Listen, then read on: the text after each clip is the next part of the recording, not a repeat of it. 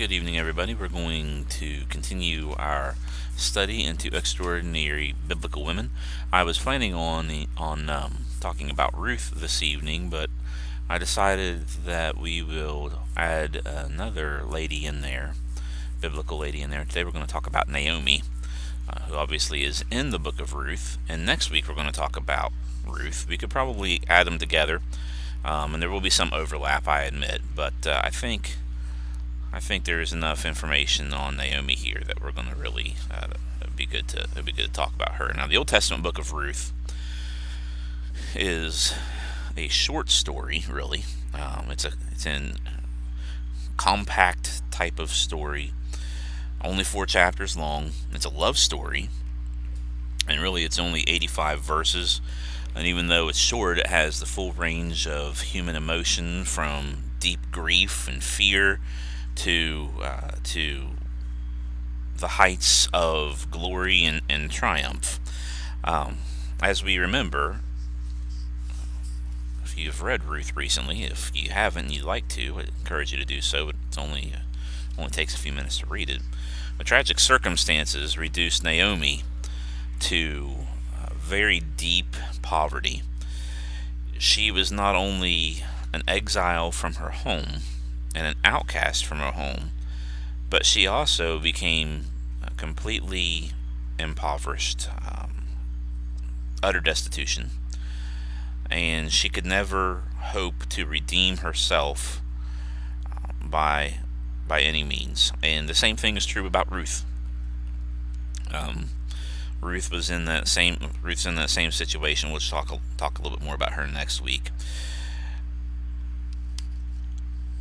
Naomi and Ruth had a great friendship, as we'll see throughout this lesson. Again, there's going to be some overlap, so we'll talk about Ruth and Naomi together in both lessons. But Ruth's name actually means friendship, and as we read through this story, we see the great friendship that these two women did develop, and Ruth, in her destitution, throws herself at the grace of her mother-in-law's closest kinsman, which is something that we don't have here in our culture, and I don't think anything like that has been around for a couple thousand years. But it is certainly something that we see, and their connections to that with the law of Moses in the book of Ruth, how it all was supposed to work. The story of how Ruth's life changed because of the relationship she had with Naomi is one of the greatest stories in all of Scripture. This book takes place near the end of the book of Judges in the Old Testament. It takes place about a century before the time of David, so probably about a century before David was even born, and it was a time period, an era that was often characterized by anarchy, confusion, and unfaithfulness to God's law. Not only was there a famine, as we know in the book of Judges. We've been going through Judges on Sunday evenings. Now we're going to have the second lesson of Jephthah on Sunday night, Lord willing. But not only was there a famine of faithfulness during the era of the Judges, but there was also, during the time of Naomi, a terrible famine in the land of Israel. In Ruth chapter 1, verses 1 through 2, we are introduced to the family of Elimelech. Now, Elimelech's wife was Naomi. They had 2 sons named Mahlon and Chilion. They were from Bethlehem, which of course was the famous place of Rachel, Jacob's wife, as we see in Genesis chapter 35 and verse 19. Obviously, it would gain even more fame, not just because it was Rachel's burial grounds, but it was also the birthplace of King David. And of course, we know when we turn to the Gospels, it's the birthplace of the Messiah, the birthplace of Jesus. And so the story of Elimelech's family is a link, in the chain tying the Messiah and his line to the city of Bethlehem. Now, the famine in Israel forces Elimelech and his family to seek refuge in Moab. Now, if we remember the Moab, people of Moab, the Moabites. This is meant to shock you. The Moabites and the nation of Moab was also not a great place to live uh, because it was really a desolate region. It was a tableland. On one side, to the west, was the Dead Sea, and on the east side was a wasteland, a desert. To the north and to the south were two very deep river gorges, Arnon to the north and Zered to the south, and most of the time they were completely dry. So even though Moab was fertile, it was a dry place. Didn't have any trees to speak of. Mainly it was just good for grazing flocks and herds. Now, who were the Moabites though? Well, this goes all the way back to Genesis, and we run into them several times throughout the Old Testament. The Moabites were actually descendants of Lot, Lot's oldest daughter, through her incestuous relationship that she had with her father after Sodom and Gomorrah had been destroyed. And she was convinced, and convinced her young sister, that they were the only three people left on earth and that they needed to repopulate the world. And so Moab was from that relationship, from that bond, and this of course makes him a second cousin of Jacob, as we go through the family line there. So there's a strong family connection between the people of Israel and the people of Moab. But even though their ancestors had that close relationship and close tie together, they generally despised one another. They hated each other's guts. During the time of Israel's wanderings in the wilderness, Moabite women deliberately seduced Israelite men, trying to get Israel to be destroyed by God. They also enticed them to participate in sacrifices to idolatrous gods, not the God of Israel, but to pagan gods, as we read about in Numbers 25. They also, the nation of Moab, in connection with all of this, during the times of the wilderness wanderings, their king Balak had hired Balaam the prophet to prophesy against Israel. He's the one of talking donkey fame. And so every time we see the Moabites, with the exception of this time, and we run into them in the book of Judges as well, with the exception of this time, we see that relations between Israel and Moab were never positive. The range was mainly from being uneasy to downright hostility. The god that the Moabites worshipped was named Chemosh. Scripture calls him in chapter 25 and verse 2 of the book of Numbers, 1 Kings chapter 11 and verse 7, and 2 Kings 23:13. The scripture calls Chemosh the abomination of Moab. Now look up the word abomination sometime. It's a pretty heavy word. We probably use it a lot lighter than what it actually means. But the things that were done in the worship of this idol were absolutely grotesque, including lewd conduct as well as human sacrifices. It typified everything that was disgusting in idolatry and about idolatry. They epitomized everything that Israel was supposed to stand against. And so, as we said earlier, we are supposed to be somewhat shocked by the fact that Elimelech and his family sought refuge in Moab. Elimelech was a landowner in Bethlehem, and he was well known enough that when Naomi returns, he was called our brother by the elders that were there. Each city had elders that took care of several different things, met at the gates looking for wanderers that might need help, and have their council meetings, so on and so forth, there at the gates. And he was prominent enough that he was called our brother, which may in fact imply that he was one of the elders before he sought refuge in Moab. His name meant, "My God is King." And so between the name that he holds And Naomi's faith and the character that we see her having throughout this book, we see that he and his family were devoted Jewish people, and not just folks that were fly by night when it came to their faith. It is apparent by his actions of leaving Israel to go to this paganistic society that not only was there famine in Israel of both faithfulness and food, but times are absolutely desperate.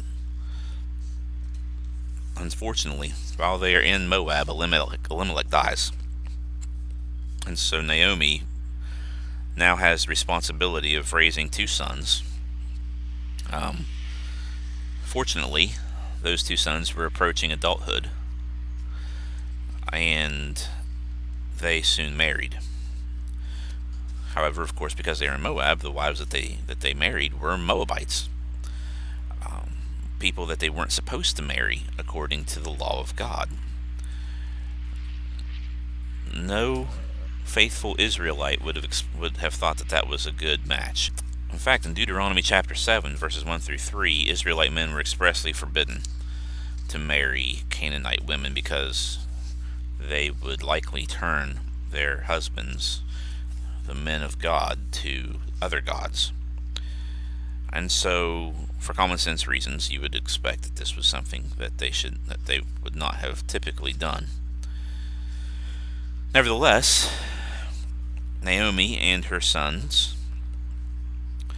must have felt trapped by these desperate circumstances. So Naomi accepted her daughters-in-law graciously. Again, Ruth means friendship, and we do in fact see a great friendship develop between her and Naomi. We don't know much about her boys or the husbands of these two girls, Ruth and Orpah. Ruth chapter 1 of verse 4 says that Naomi and her sons dwelt in Moab 10 years. That's probably the entire time that they were there, and the reason that we say that is because they didn't have any children. If it's not starting from when they got married, Ruth and Orpah didn't have any children by their husbands, which is unusual at any time, especially in that time period, that you would wait 10 years to have children, even in days of a famine. So they probably was just 10 years from the time that Elimelech had taken his family there. And then, of course, what we see is both that Elimelech has died, as we already said, and then not too long after they were married, matters took a turn for the worse, and Mahlon and Chilion also died, now leaving all three women to fend for themselves. It's likely that they died as a result of disease that was a result of the famine, even though Israel was at the epicenter for the famine. Moab wasn't far, and it was already dry. So we're looking at a terrible time period, terrible things going on, tragic things that are happening. And of course, three widows who have no children and no responsible relatives close to them at any time in that culture would be able to survive for long, especially in a time of famine, even if they were able to pull together some of the meager resources that they may have accrued through the years. It does seem that Mahlon and Chilion did die in quick succession, which does imply that they died probably due to disease related to the famine. Now, because these three ladies had been brought to the brink of ruin, Naomi, once she hears that the drought in Israel has ended, quickly decides to go back home. She has no children, she's widowed, she's impoverished, and she's aging, as we see in Ruth 1:12. She's destitute of all land, which was very important in Israel. She has no possessions. She has no relatives close enough that she can count on to care for her. And yet at the same time, she still longed to go home, to be with her people. And so she decided to go back to Bethlehem. At first, both of her daughters-in-law, Orpah and Ruth, begin the long journey back home, or the difficult journey, not such a long journey, but a difficult journey back to Bethlehem, Naomi's home. Naomi argued with them, or at least tried to compel them to go back home. She didn't want her hardships to be placed upon them. They were still young. They could find husbands, while she herself would not be able to. So she felt that it was only fitting that they go back to be with their families. As we read, Naomi seems to believe that the hand of the Lord was against her. That seems to indicate that she had some regrets of going to Moab in the first place. And I'm sure she had regrets of leaving Moab behind. That's where she had buried her husband and both of her sons, in a terrible place that she would have felt was God-forsaken because of the idolatry. And so remorse gripped her, and very likely, if we put ourselves in her place, she very likely felt that she deserved everything she got. At least in this time of grief and sorrow and pain, she would reflect back, as many people do, and think, "What I deserve what I'm getting here. I brought this down upon myself." And so she didn't want those young girls to deal with that, and she wanted them to go home. First, Orpah and Ruth continued with her, but then Orpah changed her mind and she went back to her family. There should be nothing against her for doing that. That's what most people would do. But notice what it says in Ruth 1:6-14. Then she arose with her daughters-in-law, that she might return from the country of Moab, for she had heard in the country of Moab that the Lord had visited his people by giving them bread. Therefore she went out from the place where she was, and her two daughters-in-law with her. They went on the way to return to the land of Judah. And Naomi said to her two daughters-in-law, "Go, return, each to her mother's house. The Lord deal kindly with you, as you have dealt with the dead and with me. The Lord grant that you may find rest, each in the house of her husband." Then she kissed them. They lifted up their voices and wept. And they said to her, "Surely we will return with you to your people." But Naomi said, "Turn back, my daughters. Why will you go with me? Are there still sons in my womb, that they may be your husbands? Turn back, my daughters, go, for I am too old to have a husband. And if I should say I have hope, if I should have a husband tonight, and should also bear sons, would you wait for them until they were grown? Would you restrain yourselves from having husbands? No, my daughters, for it grieves me very much for your sakes that the hand of the Lord has gone out against me." Then they lifted up their voices and wept again. Orpah kissed her mother-in-law, but Ruth clung to her. It's quite obvious that Ruth was determined to stay with Naomi, regardless of the cost that she may have to deal with. She was still young, probably in her early 20s, late teens, and perhaps she even felt like she had nothing to lose anyway. And so Naomi continued to try to dissuade her, and in verse 15 of chapter 1, she said, "Look," this is Naomi speaking, "look, your sister-in-law has gone back to her people and to her gods. Return after your sister-in-law." Now, some people think that this may have been a test to Ruth. I don't know that it was. It's difficult to say. But notice what Ruth says in the following verses here.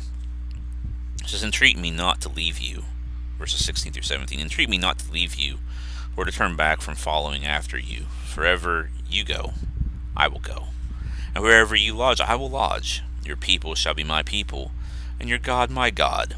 Where you die, I will die, and there will I be buried. The Lord do so to me and more also, if anything but death parts you and me." It seems that Ruth, like the lady that we studied about last week, has now become a believer in the true God of Israel. She expressed her resolve to stay with Naomi, and her affection and faith were sincere, as well as her devotion to God. Very mature decision to make, and very meaningful, the things that she said. And so Naomi didn't say anything else to her after that. Where would Ruth have gotten such faith, though? The answer to that question must reside with Naomi. She saw how she responded in times of distress, and where she wasn't happy about it, and she didn't go around saying everything's good, I'm okay. She still had a deep faith in God. You see, there's a difference there. A lot of folks today think that we just, no matter what happens, Christians need to go around saying that everything's good.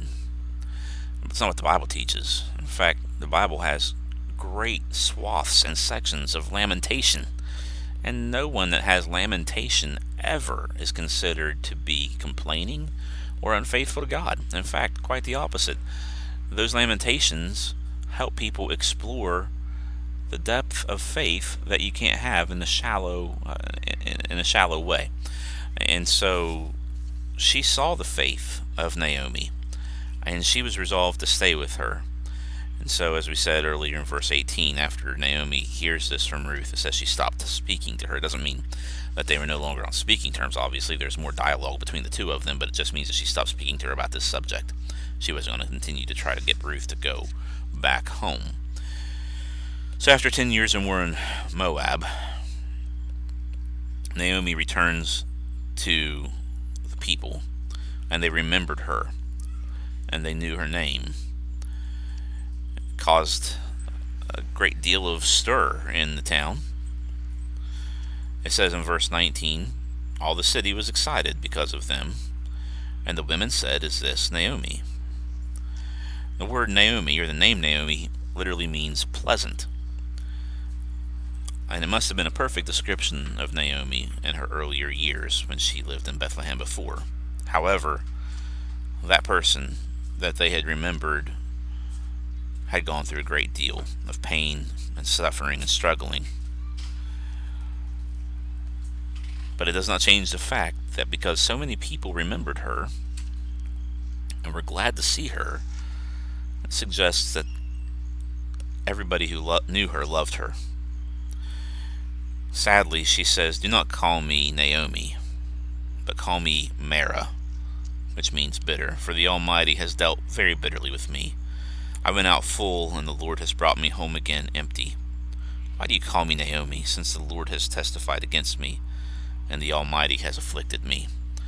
This is not a complaint, but it's a lament. And we see people saying things like this through the scriptures. Job, Jeremiah, many others. She was acknowledging her faith and the sovereignty of God despite her hardship. Now, as we get ready to close out our lesson for this evening, we're going to begin building up to next week's lesson that's going to cover mostly about Ruth rather than Naomi as we did this week. Elimelech had a wealthy relative named Boaz, who, even despite the famine, prospered. He had a lot of holdings, and he had a great deal of influence. Ruth 2:1 says that he was a relative of Naomi's husband. Doesn't tell us how he was related to him. Some people have suggested maybe his brother, but as we read through Ruth itself, that's not possible.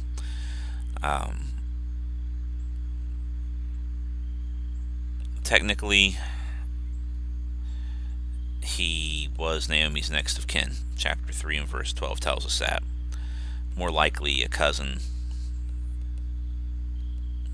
maybe a nephew, something along those lines. Now, Boaz was also a direct descendant of Rahab.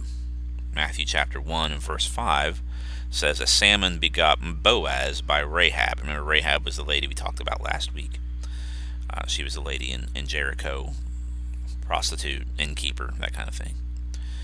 And this, of course, agrees with 421. But there's a lot of years spanning here, and there's as we close this lesson, a lot of people who are of the mind will say, there's a contradiction here because it's just not possible to go from Joshua to the end of Judges with such few people in between. Well, when we say that, we display our ignorance completely in the way things are done in the Bible. the way things the Hebrews did when it came to their generations and the recording of their generations in genealogy. A number of years between the fall of Jericho and the start of David's dynasty suggests that there must be more generations between Salmon and David than Matthew 1 or Ruth 4 explicitly name. And that's because the genealogy of the Bible often uses what one person says is a kind of shorthand. They actually skip generations between well-known ancestors. So Matthew seems to do this to achieve some sort of numerical symmetry and maybe to help with memorization in his genealogical listings there in Matthew chapter 1. Doesn't mean there's a contradiction. Doesn't mean that Boaz is a direct and immediate son of Rahab. But remember, Jesus is called the son of David. This is something that they do a lot in Hebrew scripture. So he was probably a great-grandson, something like that.